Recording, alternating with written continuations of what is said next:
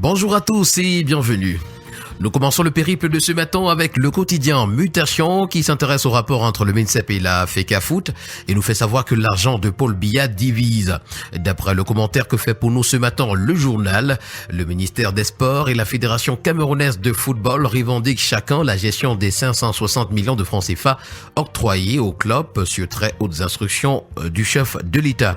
Le tri-hebdomadaire Le Soir qui en parle également ce matin titre pour nous « Gestion des championnats professionnels au Cameroun ». Un nouveau souffle grâce à l'implication du président Paul Biya, le premier sportif camerounais qui accorde une grande importance au développement du sport au Cameroun et qui récemment encore avait exprimé son mécontentement face à la mauvaise gestion du football camerounais, traduite par de mauvais résultats depuis près de 2 ans, vient de remettre les pendules à l'heure par sa décision de la mise à la disposition d'une subvention de 560 millions de francs CFA au profit des clubs de football engagés dans les championnats professionnels MTN, Elite One et Elite 2 pour la saison sportive 2024-2025.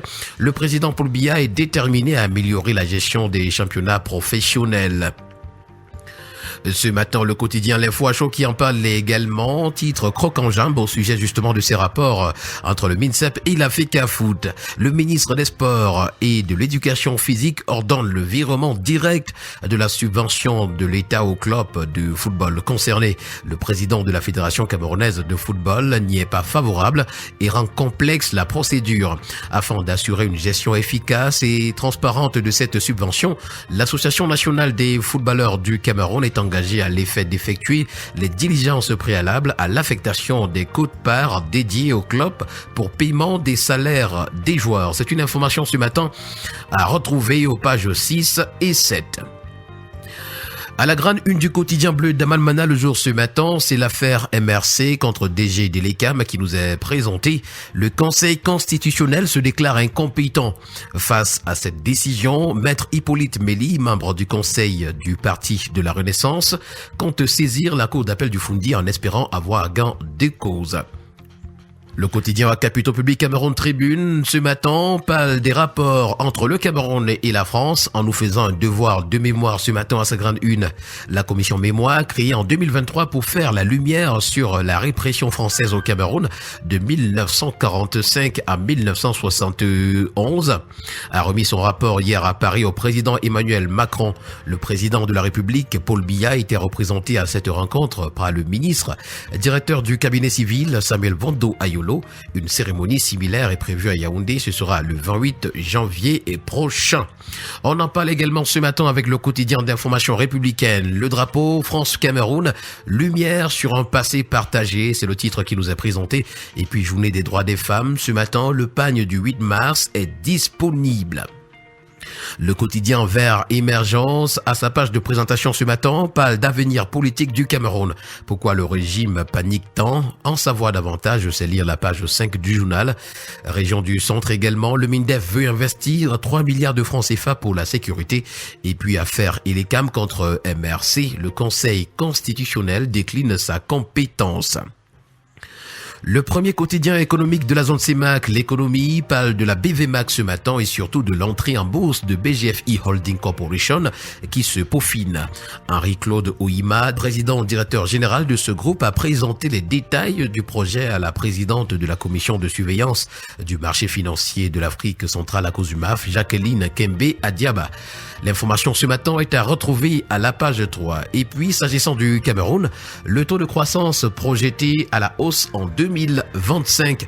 Toutes ces informations ainsi que bien d'autres, vous les aurez ce matin en parcourant les colonnes de l'économie. L'hebdomadaire Expression économique pour sa part, ce matin, parle du terminal à conteneurs et la grande ambition du port autonome de Douala est affichée ce matin à la page de présentation.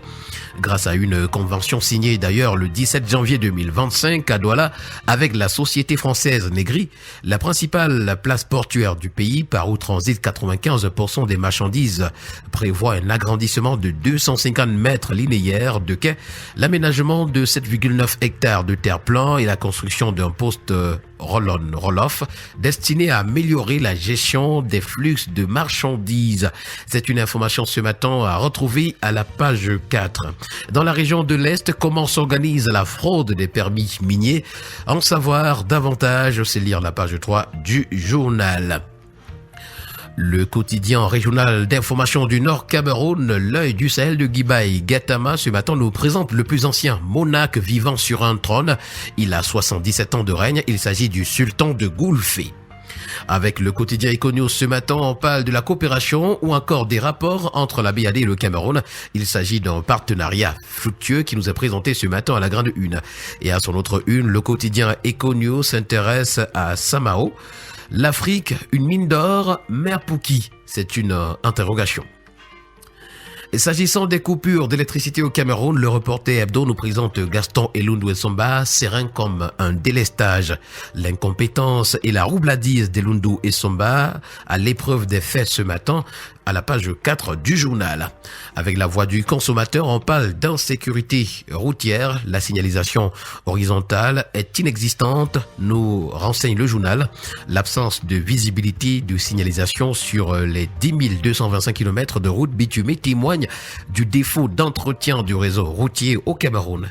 La responsabilité du ministère des Travaux publics doit être retenue dans de nombreux accidents causés par une signalisation inexistante ou insuffisante sur les voies relevant de sa compétence.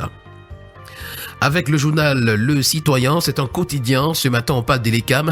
Il est interdit les doubles inscriptions. Nous terminons ce matin avec le journal de l'économie et des finances, Éco Matin, qui nous amène au Gabon en nous présentant des incertitudes sur le financement du budget de l'État en 2025. Sodécoton également, c'est un flou qui existe autour du prix d'achat des actifs de Géocoton. Toutes ces informations ainsi que bien d'autres, vous les aurez en parcourant les colonnes de Éco Matin ce jour. Merci à tous d'avoir été des nôtres ce matin. Rendez-vous demain pour une nouvelle édition. D'ici là, portez-vous bien. Agréable journée à tous.